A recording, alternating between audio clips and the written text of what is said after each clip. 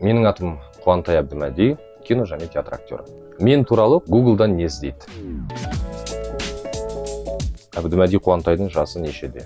Сәуір айында жасым 30-ға толады. Қуантай Әбдімәди қандай фильмдерде ойнайды? Аналық сезім, 1-2, сосын Әулет ары сериалдардан бастаған болатын басында. Алғаш келген кезде Жанна Исабаеваның Тағдыр деген, Судьба деген фильмінде ойнадым. Рауза, Город ветров, Горный луг, сол көп негізі. Google менің ойымша бәрін шығарып береді.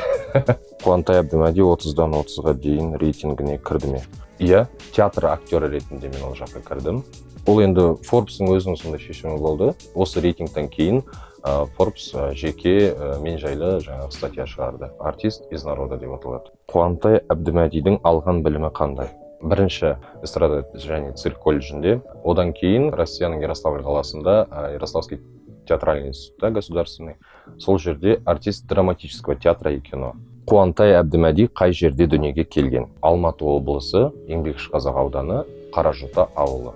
Қуантай Әбдімәдимен қандай театр қойылымдары жоспарлануда? Созвездие деген спектакль бар 14 февральда. Тағы өзімнің ойымда бар Қойсам ба деген спектакль. Ойнау емес, режиссер ретінде спектакль қойсам ба деген. Жастар, бауырлар, достар, үйде жатпаңыздар.